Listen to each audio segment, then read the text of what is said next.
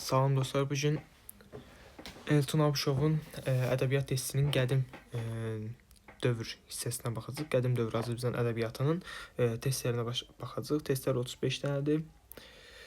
Başlayaq birinci testdən. Qətən Təbrizinin yaradıcılığı ilə bağlı deyir, yanlış fikirləri müəyyən eləyin. 11-ci əsr Azərbaycan ədəbiyyat nümunəsi bu düz fikirdir. Təfasir adlı farsça yazılmış divanın müəllifidir. O divan deyil idi. Ona görə B variantı səhvdir. Təbrizdə baş vermiş zəlzələ haqqında 2 mənzuməsi var idi. Bu düz fikirdir. Divanın da məthiyyələrlə yanaşı saraylarda narazılıq əks olunan şeylər də daxildir. Bu da düz fikirdir. Bildiyimiz kimi biz Məsədi Gəncəvidir, Əfsəhattin Xaqanidir, Qətən Təbrizdir. Bunun kimi deməli şairlər saray ədəbiyyatına yazıblar, yəni sarayda yazıblar, amma ondan sonra onlardan narazı olublar. Amma Məsədi Gəncəvi digərlərinə fərqli olaraq saraydan narazılıq motivləri özünü göstərmir. Amma Qətən Təbrizdə var idi. Deməli, ona görə D variantı düz fikirdir. Deməli, Y variantında deyir ki, Azərbaycan ədəbiyyatının ilk divanının müəllifidir. Bu da düz fikirdir. Deməli, cavab B variantıdır. Sonra ikinci Avestaya aid fikirlərdən deyir, doğru olanlar müəyyən elə. Əsər deyir, qatlardan təşkil olunub, Zərdüştlə bağlı bir sıra adətlər dövrümüzə qədər gəlib çatıb. Xeyr Allah əhrəməm, bütün yaşlıların işığın sağlamlı odun yarası. Deməli, əsər qatlardan təşkil olunub, bu düz fikirdir. Zərdüştlə bağlı bir sıra adətlər dövrümüzə qədər gəlib çatıb, bu da düz fikirdir. Hansı ki, buradan biz görürük ki, tonqaldan tullanmadır, səmənlərin düzərilməsidir falandır. Onlar hamısı burada var. Xeyr Allah əhrəməndir. Xeyr Allahı əhrəmən deyildi, hörümüz idi. Ona görə də 3 səhv fikir olaraq götürüləcək. 4-də deyir, Avestada insanlar həm də əkinçiliyə, maldarlığa çağırılır. Bu da düz fikirdir. Orada deyir ki, deməli, bolluğun əsası sayılan əkinçilik və maldarlıq. Ona görə də 4-də düz fikirdir. Əsər deyir, Ahura Məzdanın məğlubiyyəti ilə bitir. Hörmüzə həm də Ahura Məzda deyirlər. Ona görə də burada 5 səhv fikir olacaq. Yəni, hörmüz yaxşılıqdır və xeyir təmsil edir. Ona görə də xeyir həmişə qalib gəlməlidir. Cavabımız 1, 2, 4 variantı olacaq. Cavab A variantı. Ondan sonra 3-cü fikir, Əfsəhattin Xaqaninin həyat və yaradıcılığı ilə bağlı səhv fikir. Dövrümüzdə şairin farsça yazılmış divanı da gəlib çıxdı. Bu düz fikirdir. Şair Şamaxının sevimli yurdu adlandırıb. Bu da düz fikirdir. Orada deyir ki, Şamaxı, ey mənim sevimli yurdum, mən sənin qoynunda xaniman qurdum. Yəni, burada da sevimli yurdu adlandırdığını görürük. Azərbaycan ədəbiyyatının ilk poemanın müəllifidir deyir. Bu da düzdür. Töhfətül Rəqeym poemasının müəllifidir. Bu da düzdür. Ondan sonra deyir ki, Töhfətül Rəqeym poemasında şair özü haqqında geniş məlumat verir. Bu da düzgün fikirdir. Mədan xərabələri qəzəlində deyir. Qəzəli deyil, bu qəsidəsidir. Ona görə də Y variantı burada düz səhv fikir olaraq götürüləcək. Amma belə Mədan şəhərinin xarabəlığından bəhs edirəm. Amma orada qəzəlin sözü səhvdir. 4-də deyir, qədim dövr Azərbaycan ədəbiyyatı ilə bağlı doğru fikirlər müəyyən edin. Qədim türk düşüncə nümunələri bizə iş tanınan türk yazılı abidələrdir. Türk yazılı abidələr yox, Çin qaynaqlardır. Ona görə 4-də birinci fikir səhvdir. Oğuz Xaqan dastanında qədim türklərin əvvəllər kainatın mənzərəsi necə olması ilə bağlı təsəvvürlər, fikirlər hardadır? Yaradılış dastanında. İkinci fikir də səhvdir. 7-ci 9-cu əsrlərdə farsça yazılmış ədəbi nümunələrdə vətənpərvərlik, doğma yurda bağlılıq aparizidir deyir. Burada isə həmin dövrlərdə farsça yox, ərəbcə yazılmışdı. Ona görə bu fikir də səhv olacaq. Farsça yazılmaq isə 11-ci əsrin ortalarından başlayır. Deməli, burada 1, 2, 3-ü çıxacaq. Cavabımız 4, 5 variantlar olacaq. Kitab Dədə Qorqud İslamiyyətdən çox öncəki oğulnamələr silsiləsinə daxil olsa da ana dilimizin abidəsi bu düz fikirdir. Sonra deyir 5-cidə 11-ci əsrdə yaşamış şairlər ancaq farsça yazıb yaratmışdı. Bu da düz fikir olaraq götürəcək. Cavab Y variantı olacaq. Və 5-ci sualımıza baxaq. Burada klaster verilib. Hansı ki bu klasterdə cədvəldə işarələrlə eləməliyik biz. İlk öncə deyir, ilk yazıda ortaq ədəbi tarixi abidə Orxan Yenisay kitabələrdir. Bu düz fikirdir. Deməli ki, biz burada işarələməni belə aparmalıyıq. Türk dünyasının ilk ensiklopediyası Divan-ı Lüğət Türk əsəridir. Bu da düz fikir götürüləcək. 13-cü 16-cı əsrlərdə yaranan ədəbiyyatımızda farsça yazma ənənəsi güclənirdi. Həmin bu əsərlər orta dövr ədəbiyyatıdır və orta dövr ədəbiyyatında biz nə görürük? Görürük ki, burada ana dilində yazma ənənəsi güclənir. Farsça yox, farsça yazma zəifləyir. Ona görə də bu yanlış fikirdir. Avestada təkcə xalqımızın deyil, ön və Orta Asiya xalqlarının da ortaq dini fəlsəfi abidəsidir. Bu da düz fikirdir. Ona görə də cavabımız A variantı olacaq. Ondan sonra 6-da deyir ki, Əfsəhattin Xaqaninin həyat və yaradıcılığı haqqında doğru fikirlər. Ana dilində yazılmış ilk poemanın müəllifidir. Bu düzdür. Töhfətül Rəqeym poeması. Mədən xərabələri qəzəli deyil. ana dilində deyir yazılmışdı. A variantında səhvdir, çünki o fars dilində yazılıb. Ona görə A variantı səhvdir. Amma ilk poemanın müəllifi də olar, Tövfət Ədüraqinin poeması, amma fars dilində yazılıb. Ona görə A variantı səhvdir. Burada ona görə A-ya belə çıx qoyuruq. Mədən xərabələr qəzəli deyir. Mədən xərabələr qəsidədir. Ona görə buna çıx qoyuruq. Şair Şamaxını ümidin pənahım adlandırıb. Şair Şamaxını yox da Təbrizi ümidin pənahım adlandırılıb. Ümidin pənahım Təbrizdir. Təbriz deyir. O şəhər də mənə doğmadır əziz. Ona görə də burada səhv fikir olaraq götürüləcək. Bu da D variantı deyir. İctimai fəlsəfi məzmunlu şeirlərdən ibarət divanı dövrümüzə qədər gəlib çatmışdı. Bu da düz fikirdir. Və ərəb fars dilində deyir, yazıb yaratmışdı. Ərəb dilində yazmayıb, fars dilində yazıb. Ona görə cavabımız D variantı olacaq. 7. Farsça yazıb yaradıb, poema janrında əsər yoxdur. Yaradıcılığına sarayda narazılıq əks etdirən lirik şeirlər də var deyir. Burada deməli fars dilində yazıb yaradıb, poema janrında əsər yoxdur. Yaradıcılığına sarayda narazılıq əks etdirən lirik şeirləri hansındadır? Qətran Təbrizdədir. Çünki Əfsərattin Xəqani poema janrında əsər yazıb, Tövfət Ədüraqinin poeması. Ondan sonra keçdik 8-ci suala. 8-ci sualda deyir ki, qədim dövr Azərbaycan ədəbiyyatına aid deyil. Türk dünyasının ilk ensiklopediyası ərsəyə gətirilmişdir. Düzdür. Yazılı ədəbiyyat nümunələri ərəbcədə yazılır. Düzdür. Ərəbcədə yazılırdı. Bu da düzdür. Məhəbbət mövzusunda əsərlərdə bu da düz fikirdir. Vahid Süzeyt xəttinə malik iki poema deyir, bu dövrə aiddir. Xosrov və Şirin poeması, bu da düzdür.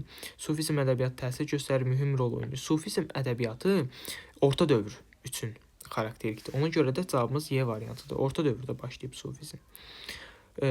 Ondan sonra Avestada əksini tapan məsələlərə aid deyil. İnsanla burada elə Y variantıdır. İctimai idarə işləri. Çünki digərləri var. İnsanın müxtəlif məsələləri var. Xeyirxahlığa çağırış var. İnsanla təbiət arasında mübarizə var. Xeyirlə şərin mübarizəsi var. Cavab elə Y variantı olacaq. 9-da da Y variantı. Sonra 10. Azərbaycan ədəbiyyatında farsça yazma ənənələri nə vaxtdan başlayıb? 11-ci əsrin ortalarında. Cavabımız C variantı. 11-ci sual. Cədvələ əsasən qədim dövr Azərbaycan ədəbiyyatına aid olan fikirləri deyir, müəyyən elə. Bu maraqlı sualdır. Qədim türk bədii təfəkkür örnəklərini bizə ilk çatdıran Çin qaynaqlarıdır. Bu düzgün fikirdir. Amma qarşısına yanlış yazıb deyə bunu götürməyəcəyik. İlk yazdığı ortaq ədəbi tarix abidə Orxun Yenisey kitabələri hesab olunur. Bu da düz fikirdir və biz bunu düz olaraq qəbul edirik. Çünki qarşısına düz yazdım. Ədəbiyyatımızda ilk divanın müəllifi Qətran Təbrizidir. Bu da düz fikirdir, amma qarşısına yanlış yazıb deyə biz də bunu səhv götürəcəyik. Fars dilində əvəzsiz əsərlər yazan Beyləqani, Gəncəvi və Şəhavat kimi sənətkarların adını çəkmək olar. Fars dilində yazanlar Gəncəvi ilə Beyləqani olar, amma Şəhavat fars dilində yazmayıb. Ona görə də yanlış fikirdir və qarşısına yanlış yazdığına görə biz bu fikri götürəcəyik. Biri 4-dür, biri də 2-dir. İndi 5-ə də bax, Kitabi Dədə Qorqud deməli deyir, İslamiyyətdən çox öncəki Oğuznamələr silsiləsinə daxil olan ilk ana dilli abidəmizdir. Bu da düz fikirdir. Deməli cavabımız 2, 4, 5 olacaq. 12-ci sual. Nöqtələrin yenə deyir, yazıla bilməz. Qədim dövrdə yazıb yaradıb. İkisi də mükəmməl divanı ilə Azərbaycan ədəbiyyatı töhfə verib. İkisində divanı var idi, ikisi də töhfə verib. Əsərlərini deyir, fars dilində, ikisi də fars dilində yazıblar. 12-ci əsrdə deyir, saray ədəbiyyatının görkəmli nümayəndədir kimi şöhrət tapıb. Qətran Təbrizi 11-ci əsr nümayəndəsidir. Ona görə də cavab D variantı olacaq. İctimai fəlsəfi məsələləri yer vermişdi, Y variantı da düzdür. Deməli, baxırıq 13-cü sual. Tövfət Ədüraqinin və povest janrında olan hər hansı bir əsərdir. Həyatı deyir, əks etdirmə üsulu təsviri təhkiyədir. Deməli, bu nə deməkdir? Deyir, epik növdə. Poema hansı janrdır? Epik növdə. Povest hansındadır? O da epik növdə. Deməli, bu ikisi üçün oxşar olacaq. Biri çıxdıq. Süjet xətti yoxdur, nümunənin aid olduğu janr ancaq nəzmlə yazılır. Düzdür, Tövfət Ədüraqinin poemadır və poema ancaq nəzmlə yazılır. Bu ikinci fikir düzdür. Hər iki formada olan əsər qədim dövr Azərbaycan ədəbiyyatından geniş istifadə olunub deyir. Povest nəzərə alsaq ki, Mirzə Fətəli Axundzadə tərəfindən yaradılıb və ilk nümunəsi Aldanmış Kəvakibdir. O da Azərbaycan ədəbiyyatında yeni dövr Azərbaycan ədəbiyyatının ikinci mərhələsindən tuş gəldiyinə görə biz bu fikri səhv götürəcəyik. Ancaq nəsrlə yazılır. Bu povest uyğundur. Əsası Mirzə Fətəli Axundzadə tərəfindən yeni dövrdə qoyulub. Bu da düz fikirdir. Cavabımız 2, 4, 5 olacaq. Avest haqqında yanlış fikirdir. Burada biraz qəribəlik var. Səbəbi A variantında ki, Azərbaycan türklərinin dini kitabıdır. Bu düz fikirdir. Avestada oda sitayiş, onun pisliklərdən, vasitəsilə pisliklərdən qurtulmaq falan. Bu da düz fikirdir. D-da deyir, xeyirlə şərin mübarizəsi, əkinçiliyə, maldarlığa çağırış. Bu da var. Zərdüştlə bağlı bəzi adətlər dövrümüzə qədər gəlib çatıb. Bu da var. İndi C variantına baxsaq, Avestanın bir hissəsində qatlarda müxtəlif məsələlərə toxunulur. Müxtəlif məsələlərə toxunulur, amma yəqin ki, burada səhv olma məqamı Avestanın bir hissəsi olan deyir. Amma Avestanın yəqin ki, özəyi yazsaydı daha düzgün götürüləcəkdi. Ona görə cavabımız C variantı götürüləcək. 15-də fars dilində yazıb yaradan şairlər arasında deyir. Yer verilə verməz, Beyləqanidir, Şirvanidir, Qətən Təbrizdə hamısı fars dilində yazıb yaradıblar. Amma Şəhavətlə İsmail İbn Yasar bunlar ərəb dilində yazıb yaradıblar. Ona görə cavabımız 3-4 olacaq. 16. Əsərdin Xəqani yaradıcı ilə bağlı yanlış fikir müəyyən edin. Həm lirik, həm də epik növdə əsərlər yazıb. Bu düz fikir. İctimai fəlsəfi məzmunlu şeirlərdən ibarət divandır. Dövrünə qədər gələcək. Bu da düz.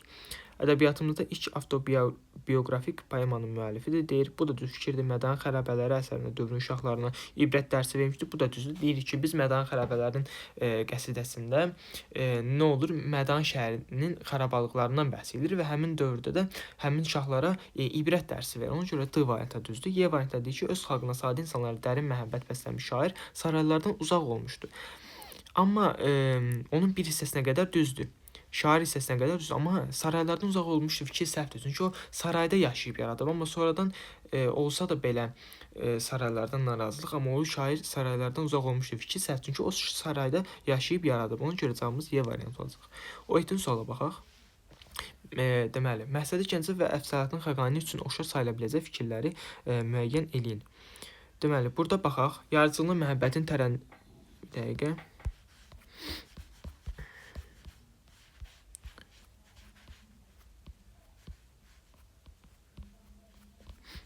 Deməli, birinci fikir deyir, yaradıcılığında məhəbbətin, təbiətin tərənnümü yeni çevrilir. Bu ikisi də vardır. Bu düz fikirdir.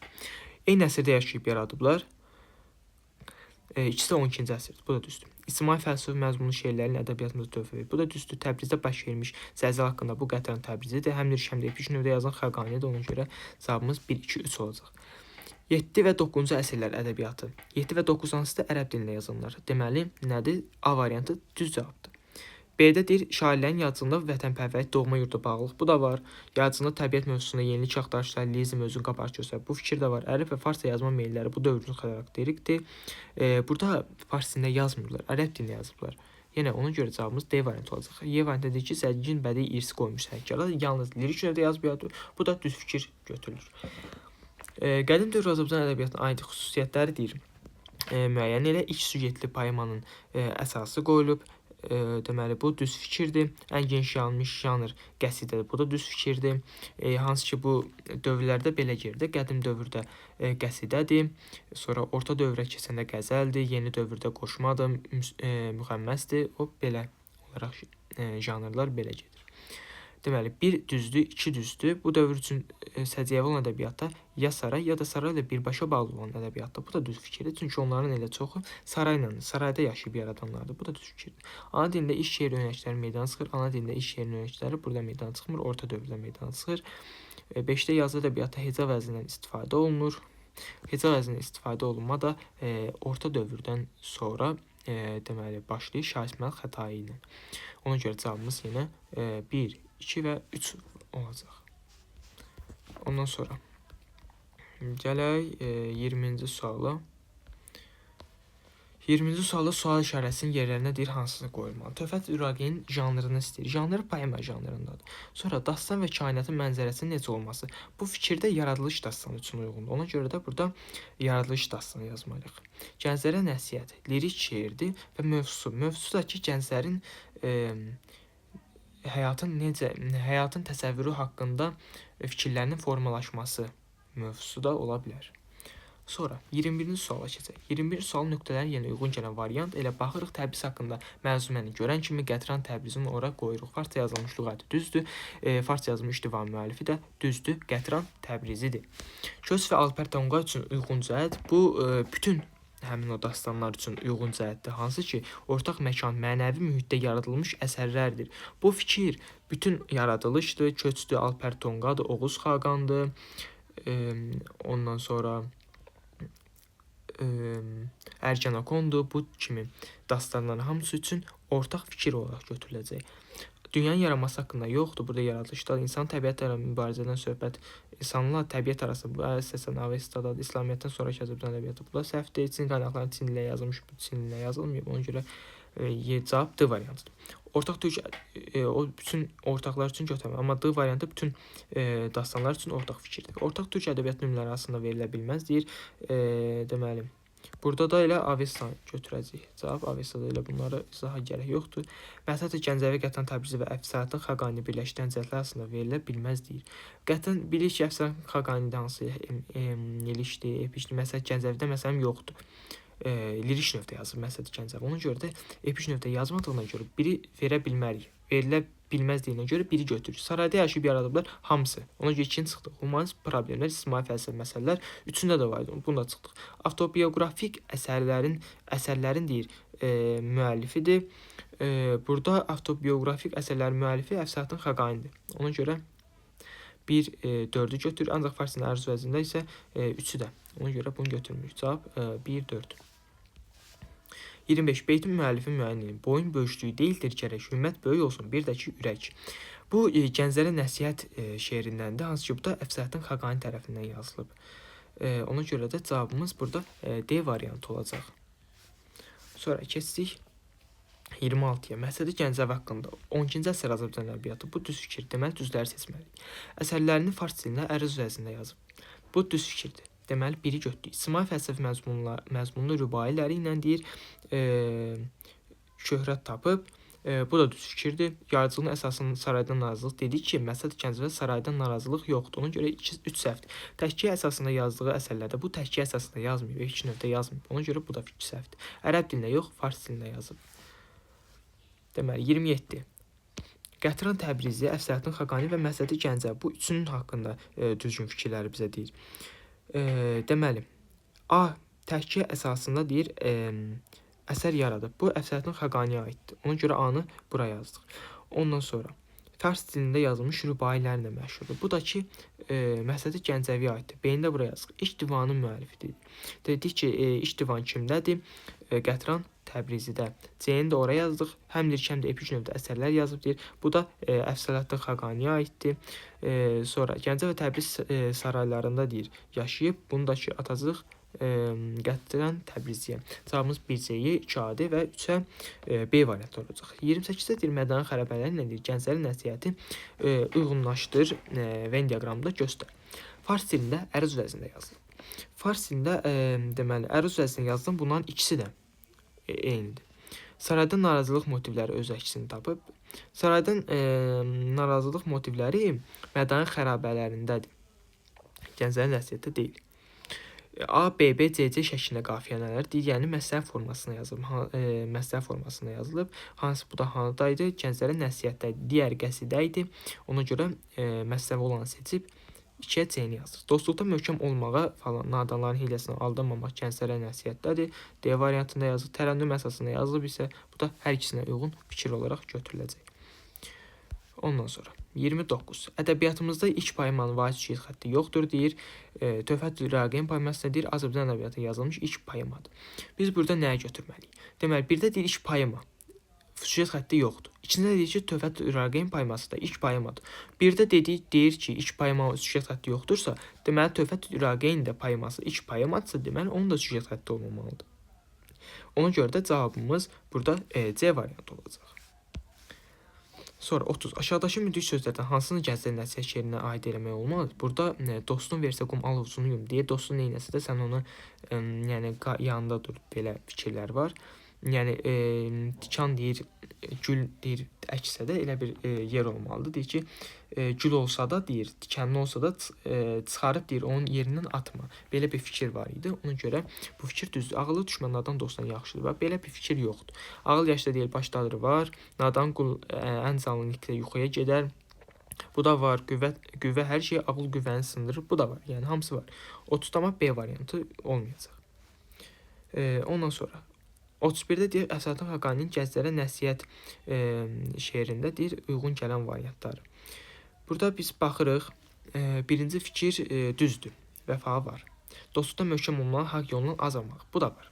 Düzdür. elm xəzinə sahib olmaq. Belə fikir yoxdur. Zaman qədim bilmək, zaman falan burada da yoxdur. Böhtan atmamaq, bir böhtanı min bizləyən belə bir şey də yoxdur.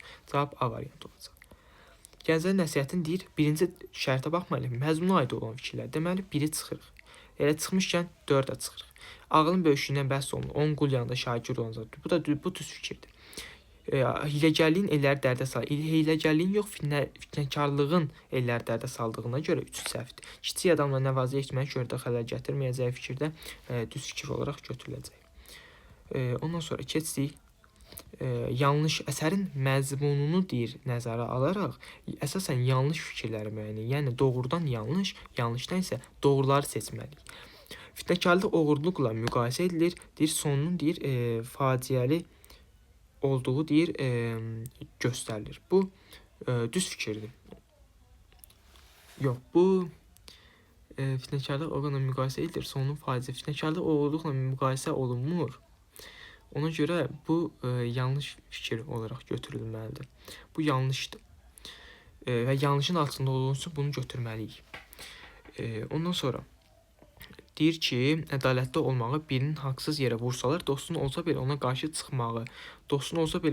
çıxmağı nəsihət edilir, çıxmağı fikir səhvdir, çıxmamaq. 2.